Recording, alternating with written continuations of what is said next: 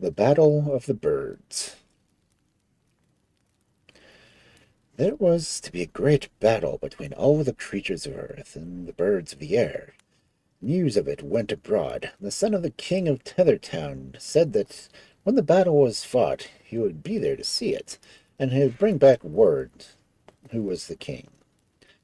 But in spite of that, he was almost too late, and every fight had been fought, save the last, which was between a snake and a great black raven. Both struck hard, but in the end the snake proved the stronger, and would have twisted himself around the neck of the raven till he died, had not the king's son drawn his sword and cut off the head of the snake at a single blow.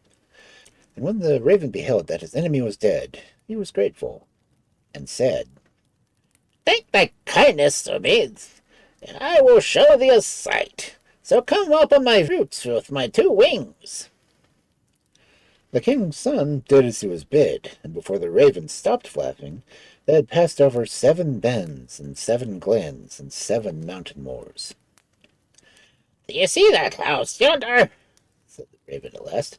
"Go straight to it, for a sister of mine dwells there, and she will make you right welcome.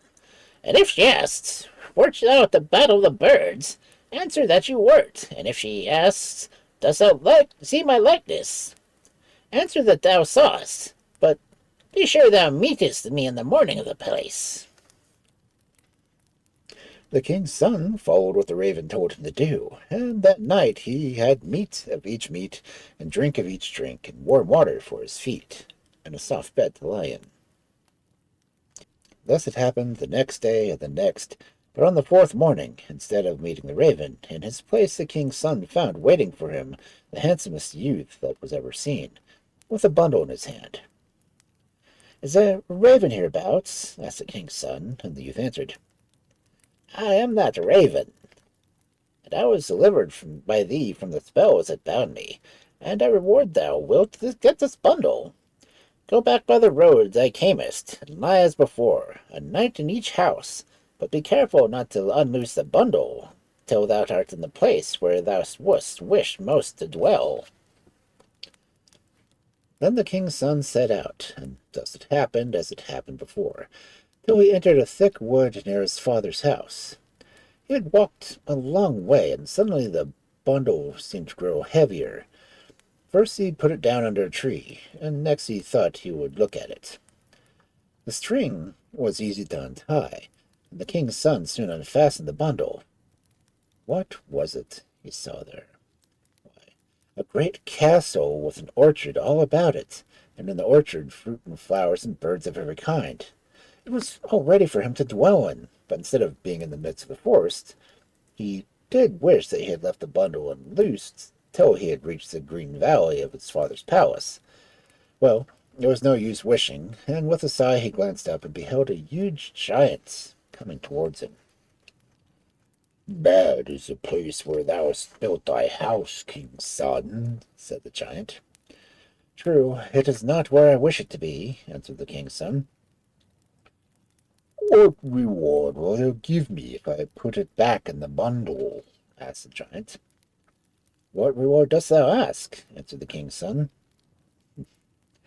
"The first boy thou hast when he is 7 years old," said the giant. "If I have a boy, thou shalt get him," answered the king's son. And as he spoke, the castle and the orchard were tied up in the bundle again. "Now take thy road, and I will take mine," said the giant. "And if thou forgettest thy promise, I will remember it." Light of heart, the king's son went on his road, till he came to the green valley near his father's palace.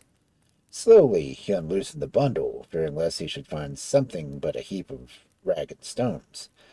But no, it was all as it was before, and as he opened the castle door, there stood within the most beautiful maiden that was ever seen. "Enter, king's son," she said. "All is ready. We will be married at once." And so they were. The maiden proved a good wife, and the king's son, now himself a king, was so happy that he forgot all about the giant. 7 years and a day had gone by, when one morning, while standing on the ramparts, he beheld the giant striding towards the castle. Then he remembered his promise, and remembered, too, that he had told the queen nothing about it. Now he must tell her, and perhaps she might help him in his trouble. The queen listened in silence to his tale, and after he had finished, she said only, "Leave thou the matter between me and the giant." And as she spoke, the giant entered the hall and stood before them. "Bring out your son," cried he to the king, "as you promised me 7 years and a day hence." The king glanced at his wife, who nodded. So he answered, "Let his mother first put him in order." And the queen left the hall, and took the cook's son and dressed him in the prince's clothes, and led him up to the giant, who held in his hand, and together they went out along the road. They had not walked far when the giant stopped, stretched out a stick to the boy. "If your father had a stick, what would he do with it?" he asked. "If my father had a stick, he would beat up the dogs and cats that steal the king's meat," replied the boy. "Thou art a cook's son," cried the giant. "Go home to thy mother, and bring back—" Uh, and turning back, he strode straight to the castle. "If thou seek to trick me this time, the highest stone will soon be the lowest," said he. And the king and queen trembled, but they could not bear to give up the boy. "The butler's son is the same age as ours," whispered the queen. "He will not know the difference." And she took the child and dressed him in the prince's clothes. And then the giant led him along the road. Before they had gone far, he stopped and held out a stick. "If thy father had that rod, what would he do with it?" asked the giant. "He would beat the dogs and cats that break the king's glasses," answered the boy. "Thou art the son of a butler," cried the giant. "Go home to thy mother." And turning around, he strode back angrily to the castle. "Bring out thy son at once," he roared, "or the stone that is highest will be lowest." This time, the real prince was brought. But though his parents wept bitterly and fancied the child was suffering all kinds of dreadful things, the giant treated him like his own son, though he never allowed him to see his daughters. The boy grew to be a big man. One day the giant told him that he would have to amuse himself alone for many hours, as he had a journey to make. So the boy wandered by the river and down to the sea, unless he wandered to the top of the castle, where he had never been before. There he paused, for the sound of music broke upon his ears, and opening a door near him, he beheld a girl sitting by a window, holding a harp. "Haste and be gone! I see the giant close at hand," she whispered hurriedly. "But when he is asleep, return hither, for I would speak with thee." The prince did as he was bid, and when midnight struck, he crept back to the top of the castle. "Tomorrow," said the girl, who was the giant's daughter, "tomorrow thou wilt get the choice of my two sisters to marry, but thou must answer that they will not take either, but only me. This will anger him greatly, for he wishes to betroth me to the son of the king of the Green City, whom I do not like at all." Then they parted, and on the morrow, as the girl had said, the giant called his 3 daughters to him, and likewise a young prince, whom he spoke. "Now, O son of the king of Tethertown, the time is come for us to part. Choose one of my 2 elder daughters to wife, and thou shalt take her to your father's house the day after the wedding." "Give me the youngest instead," replied the youth. The giant's face darkened as he heard him. "3 things must thou do first," said he. "Say on, and I will do them," replied the prince. And the giant left the house and bade him follow the byre where the cows were kept. "For 100 years no man has swept this byre," said the giant. "But if by nightfall, when I reach home, thou hast not cleaned it so that the golden apple may roll in it from end to end, thy blood shall pay for it." All day long the youth toiled, but he might as well have tried to empty the ocean. At length, when he was too tired he could hardly move, the giant's youngest daughter stood in the doorway. "Lay down your weariness," said she to the king's son, thinking he could only die once, sank on the floor at her bidding, and fell sound asleep. When he awoke, the girl had disappeared, and the byre was so clean that a golden apple could roll from end to end of it. He jumped up in surprise, and at that moment in came the giant. "Hast thou cleaned the byre, king's son?" asked he. "Yes, I've cleaned it," answered he. "Well, since thou art so active today, tomorrow thou wilt thatch this byre with a feather from every kind of bird, or else thy blood shall pay for it." And then he went out. Before the sun was up, the youth took his bow and his quiver and set off to kill the birds. Off to the moor he went, but never a bird was seen that day. At last he got so tired with running to and fro that he gave up heart. "There's but one death I can die," he thought. And then midday came, and the giant's daughter. "Art thou tired, king's son?" said she. "I am," answered he. "All these hours I have wandered, and there fell but these two blackbirds, both of one color." "Lay down thy weariness on the grass," said she, and he did as she bade him, and fell fast asleep. When he woke, the girl had disappeared, and he got up and returned to the byre. As he drew near, he rubbed his eyes hard, thinking he was dreaming, for there it was, beautifully thatched, just as the giant had wished. At the door of the house he met the giant.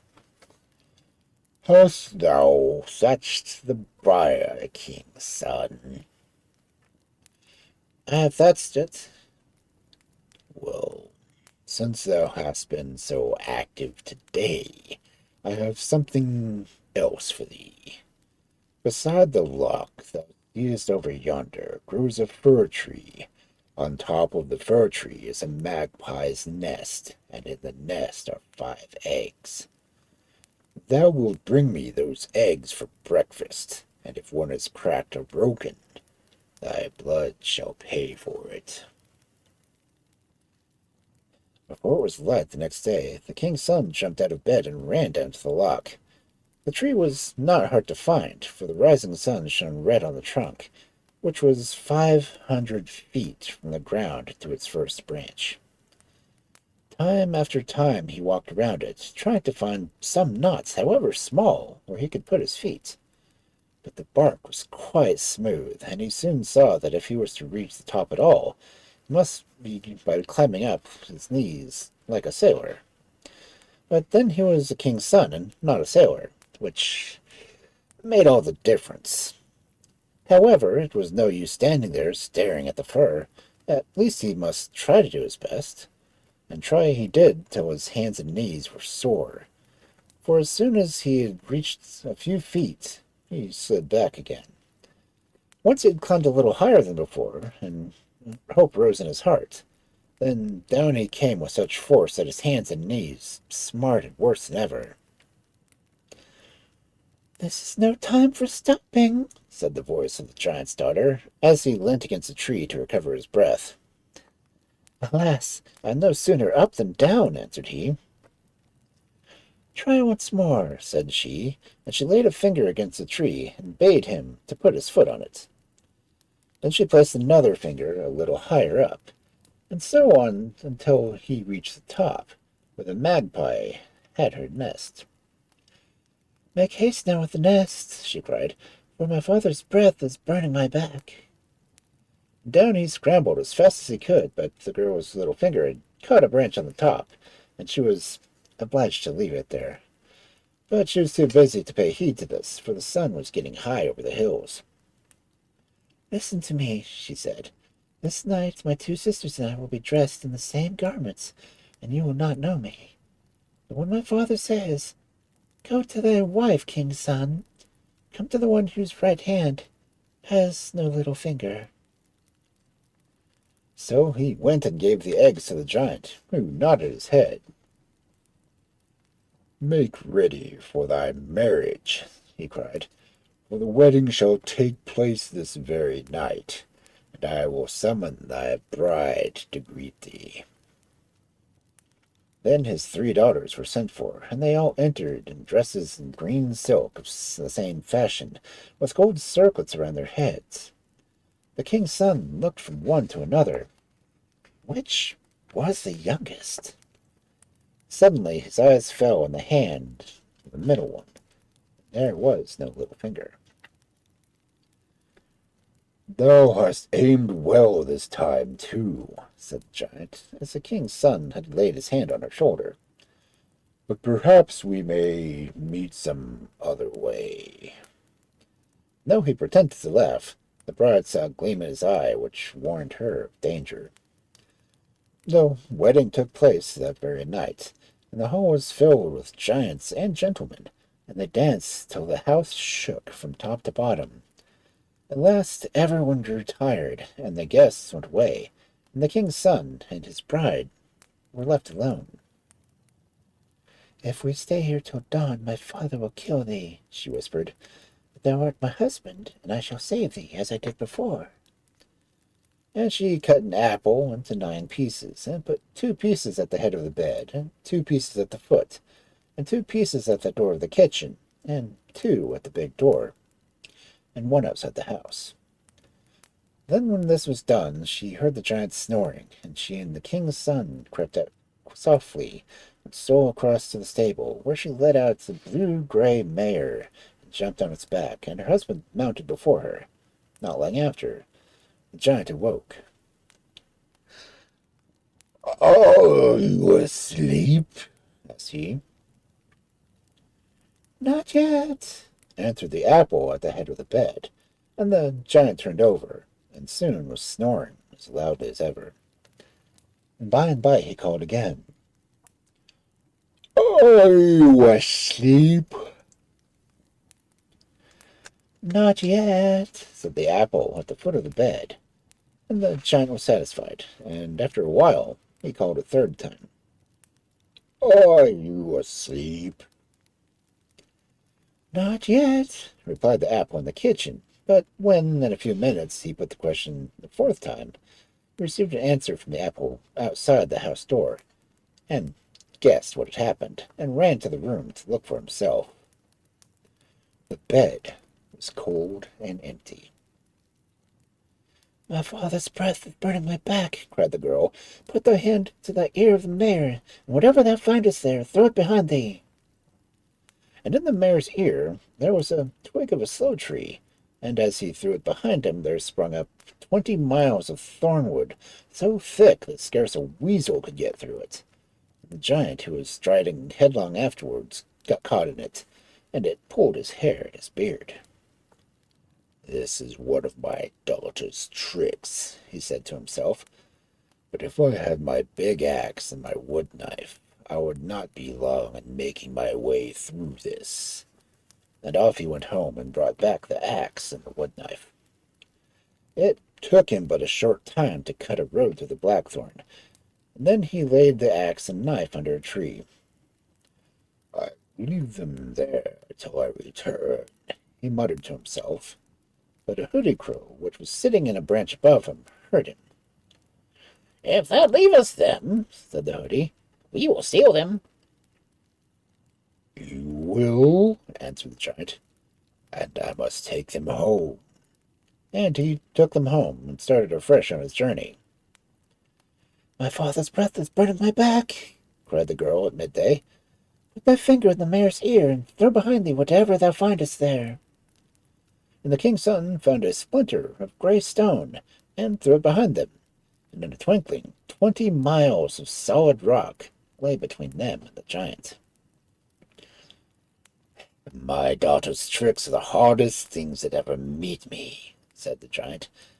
But if I had my lever and my crowbar, I would not be long in making my way through this rock also. But as he had not got them, he went his way home to fetch them. Then it took him but a short time to hew his way through the rock. I will leave my tools here, he murmured aloud when he had finished. If thou leavest them, we will steal them, said the hoodie, who was perched on a stone above him. And the giant answered, Steal them if thou wilt. There is no time to go back. My father's breath is burning my back, said the girl. Look in the mare's ear, king's son, or we are lost. And he looked and found a tiny bladder full of water, which he threw behind him, and it became a great lock. And the giant, who was striding on so fast, could hardly stop himself, and walked right into the middle, and was drowned. The blue-gray mare galloped on like the wind, and the next day the king's son came in sight of his father's house. Get down and go in, said the bride, and tell them that thou hast married me. But take heed that neither man nor beast kiss thee, or when thou wilt cease to remember me at all. I will do thy bidding, answered he, and left her at the gate. All who bade him welcome, and charged his father and mother not to kiss him, but as he greeted his old greyhound, leapt on his neck and kissed him on the mouth. After that he did not remember the giant's daughter. All that day she sat on a well which was at the gate, waiting and waiting, but the king's son never came. In the darkness she climbed up into an oak tree that shadowed the well, and there she lay all night, waiting and waiting. On the morrow at midday, the wife of a shoemaker who dwelt near the well went to draw water for her husband to drink. She saw the shadow of the girl in the tree, and thought it was her own shadow. Oh, how handsome I am, to be sure, she said, gazing into the well. And as she stooped to behold herself better, the jug struck against the stones and broke to pieces, and she was forced to return to her husband without the water. This angered him. Thou hast turned crazy, he said in wrath. Go thou, my daughter, and fetch me a drink. And the girl went, and the same thing befell her, which had befallen her mother. Where is the water? Asked the shoemaker when she came back, and as she held nothing save for the handle of the jug, he went to look himself. He too saw the reflection of the woman in the tree, but looked up to discover whence it came, and there above him sat the most beautiful woman in the world. Come down, he said, for whilst that can stay in my house. And glad enough the girl was to come. Now the king of the country was about to marry, and the young men about the court thronged the shoemaker's shop to buy fine shoes to wear to the wedding. Thou hast a pretty daughter, they all said when they beheld the girl sitting at work. Pretty she is, answered the shoemaker, but no daughter of mine. I would give £100 to marry her, said one. And I, cried the others. That is no business of mine, answered the shoemaker, and the young men bade him ask her if she would choose one of them for a husband, and to tell them on the morrow. Then the shoemaker asked her, and the girl said she would marry the one who would bring his purse with him. So the shoemaker hurried to the youth who had first spoken, and he came back. After giving the shoemaker £100 for his news, he sought the girl who was waiting for him. Is it thou? Inquired she. I am thirsty. Give me a drink from the well that is out yonder. And he poured out the water, but he could not move from the place where he was, and there he stayed till many hours had passed. Take away that foolish boy, said the girl to the shoemaker at last. I am tired of him.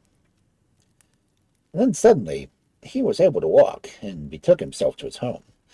But he did not tell the others what had happened to him. The next day there arrived one of the other young men, and in the evening, when the shoemaker had gone out and they were alone, she said to him, "See if the latch is on the door." The young man hastened to her bidding, but as soon as he touched the latch, his finger stuck to it, and there he had to stay for many hours, till the shoemaker came back, and the girl let him go. Hanging his head, he went home, but he told no one what had befallen him. Then was the turn of the third man, and his foot remained fastened to the floor until the girl loosed it. Thankfully, he ran off and was not seen looking behind him. "Take the purse of gold," she said to the shoemaker. "I have no need of it, but it will be better to thee." And the shoemaker took it and told the girl he must carry the shoes up to the wedding to the castle. "I would fain to get a sight of the king's son before he marries," said she. "Come with me, then," answered he. "The servants are all my friends, and they will let you stand in the passage down where the king's son will pass, and all the company, too." Up they went to the castle, and when the young men saw the girl standing there, they led her into the hall, where the banquet was laid out, and poured out some wine. She was just raising the glass to drink, when a flame came up and out of it, and out of the flame sprang two pigeons, one of gold and one of silver. They flew around and around the head of the girl, when 3 grains of barley fell to the floor, and the silver pigeon dived down and swallowed them. "If thou hadst remembered how I cleaned the byre, thou would have given me my share," cooed the golden pigeon. And he soon spoke. 3 more grains fell, and the silver pigeon ate them up as before. "If thou had remembered how I thatched the byre, thou would have given me my share," cooed the golden pigeon again. And as he spoke, 3 more grains fell, and for the third time they were eaten by the silver pigeon. "If thou hadst remembered how I got the magpie's nest, thou wouldst have given me my share," cooed the golden pigeon. Then the king's son understood that they had come to remind him of what he had forgotten, and his lost memory came back, and he knew his wife and kissed her. But as the preparations had been made, it seemed a pity to waste them, so they were married a second time and sat down to the wedding feast.